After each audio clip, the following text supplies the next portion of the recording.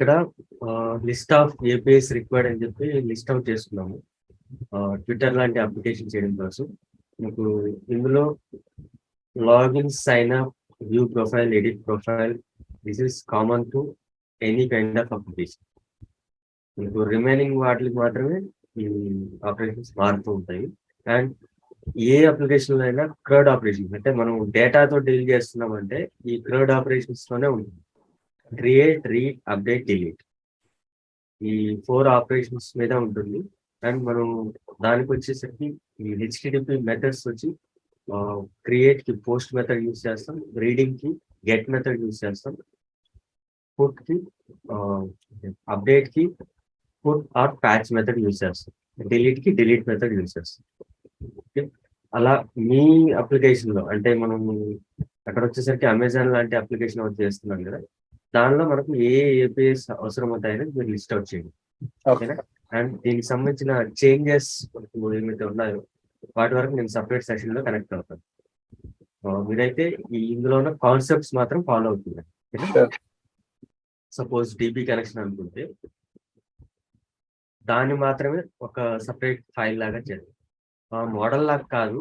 ఇక్కడ ఈ కొత్తగా ప్రోగ్రామ్ రాయడం కదా, మొత్తం ఒకే దగ్గర ఉండేసరికి కన్ఫ్యూజ్ అవుతున్నారు.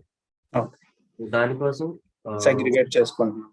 ఓన్లీ ఈ డేటాబేస్ కనెక్షన్ అంటే ఎలా ఉంటుంది, తర్వాత ఓన్లీ ఈ get method, post method only ఈ ఏపీఎస్ వరకే ఎలా ఉంటుంది అని చెప్పి సపరేట్ చేస్తున్నాను.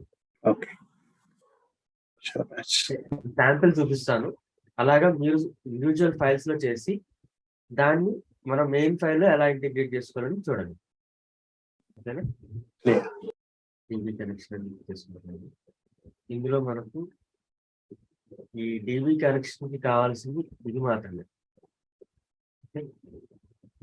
ఇక్కడ వరకు తీసుకుంటే అంటే దీనికి మనకు కావాల్సిన లాజిక్ ఏంటి, MySQL కనెక్ట్ అవుతున్నాం అంటే MySQL లైబ్రరీని రిక్వైర్ చేసుకుంటాం, ఇక్కడ ఇంపోర్ట్ చేసుకుంటున్నాము.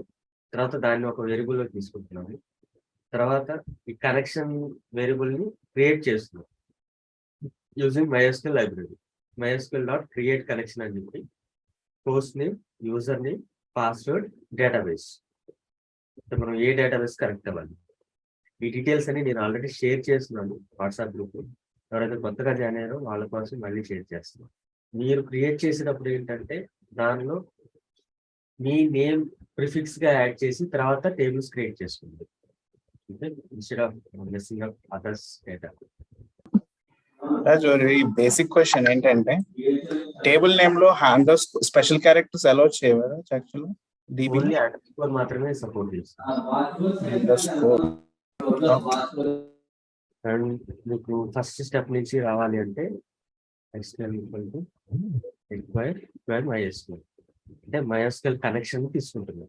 అంటే MySQL లైబ్రరీని మన జావాస్క్రిప్ట్ ఫైల్లో ఇది ఎక్స్ప్రెస్ చేస్తా లేదంటే నార్మల్ అనేది సంబంధం లేదు.